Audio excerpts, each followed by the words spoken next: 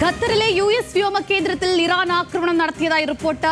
Qatar തലസ്ഥാനമായ ദോഹയിൽ തീജ്വാലകൾ കണ്ടതായി വിവരം. സ്ഫോടന ശബ്ദങ്ങൾ കേട്ടതായും അന്താരാഷ്ട്ര മാധ്യമങ്ങൾ റിപ്പോർട്ട് ചെയ്യുന്നുണ്ട്.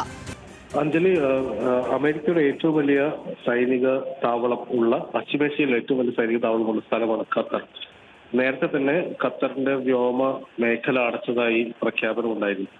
അപ്പോൾ തന്നെ നമുക്ക് അത് ഒരു സൂചനയായി കണക്കാക്കാമായിരുന്നു ഇറാന്റെ ആക്രമണം. അതായത് ഇറാന്റെ ആണവ കേന്ദ്രങ്ങൾ ലക്ഷ്യമാക്കി US നടത്തിയിട്ടുള്ള ആക്രമണം, അതായത് ഫോർദ അടക്കമുള്ള തന്ത്രപ്രധാനമായ ഏറ്റവും സുപ്രധാനമായ അവരുടെ ആണവ പദ്ധതികളൊക്കെ നടക്കുന്ന കേന്ദ്രങ്ങൾ ആക്രമിച്ചു. പിന്നാലെ അതിന് തിരിച്ചടിയായിട്ടുള്ള ഒരു ഇറാൻ ആക്രമണം ഉണ്ടാകുമെന്ന സൂചന തന്നെ നേരത്തെ തന്നെ ഉണ്ടായിരുന്നു. ഈ അമേരിക്കക്കെതിരായ, അതായത് അമേരിക്കയെ ഏതെങ്കിലും തരത്തിൽ അവർക്ക് തിരിച്ചടിക്കണം, ഇറാൻ തിരിച്ചടിക്കണം എന്നുണ്ടെങ്കിൽ അത് പശ്ചിമേഷ്യയിലെ അല്ലെങ്കിൽ മിഡിൽ ഈസ്റ്റിലെ അറബ് രാജ്യങ്ങളിലേക്ക് തന്നെ US ബേസിസിനെ ആണ് ആക്രമിക്കേണ്ടത്.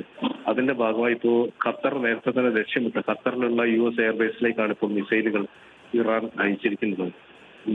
ഇത് നമുക്ക് മനസ്സിലാക്കേണ്ടത് ഇസ്രായേൽ ഇറാൻ സംഘർഷം അത് പശ്ചിമേഷ്യയിലെ ഒരു വലിയ സംഘർഷം എന്ന നിലയ്ക്ക് വ്യാപിക്കുന്നു എന്നാണ് നാം അതിനെ കാണേണ്ടത്. അഞ്ജലി.